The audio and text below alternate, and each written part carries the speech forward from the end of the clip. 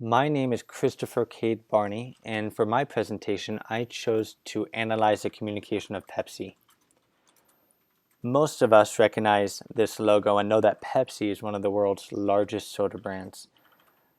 Today, they're actually known as part of a larger company, PepsiCo, which includes several other brands and is headquartered in Purchase, New York. One of Pepsi's largest online platforms is Twitter. They post a lot on Twitter. When somebody analyzes and dissects their communication, they come to notice a couple things. For instance, the vocabulary of Pepsi's post and the content of Pepsi's post has a very youthful vibe to it. And I believe that that persona shows who Pepsi is intending their audience to be. In the example I have on screen, the last sentence says, "Honky tonk for days, have a look." I'm 22, I'm a millennial, and I automatically know that that's geared toward me. I believe that Pepsi chooses to communicate like a millennial and to post things that a millennial would be interested in to appear relatable. We all know the principle that people like to be spoken to how they would speak to others. It's easier for them to understand. And so Pepsi, to help their audience better understand them, talk like their audience would talk. They speak like a millennial. On LinkedIn, they have a very different persona. All of their posts are very professional, straightforward, and surprisingly very open and honest. A lot of their posts share information about changes that they've made within the company or updates that the company is going to make. Even charity work that the company has been doing. And then in the example I'm showing you, they recently posted a video highlighting and breaking down their earnings for quarter 3.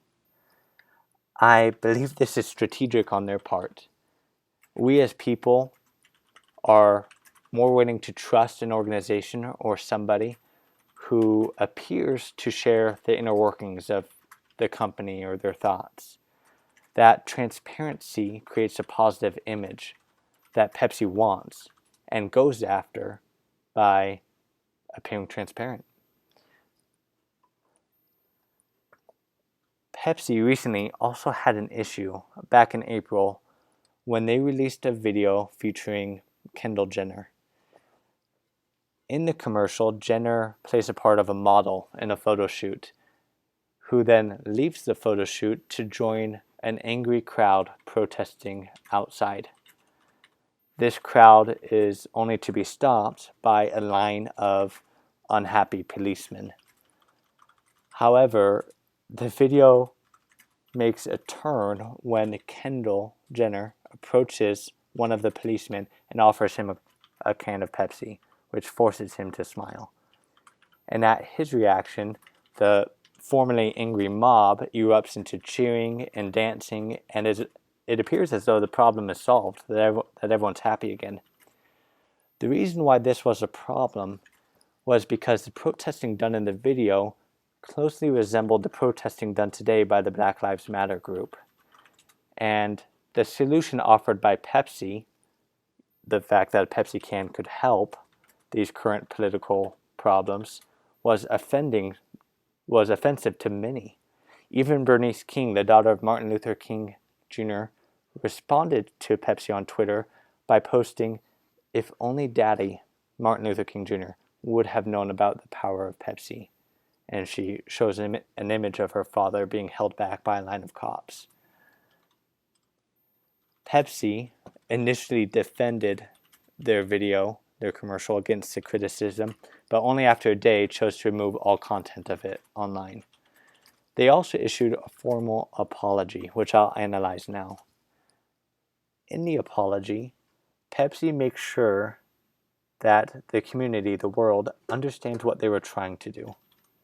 They also confirm what they were not trying to do. I believe they do this to appear relatable, to establish the fact that their audience's values were the same as their values. Pepsi, also in their apology, took full responsibility for their mistake, which I believe was also strategic on their part. Their hopes in owning up to this was probably that it would become old news, that if they didn't continue to fight and defend their video, that it would more quickly be forgotten and people could go on liking Pepsi. These are the sources from which I gathered my images, and thank you.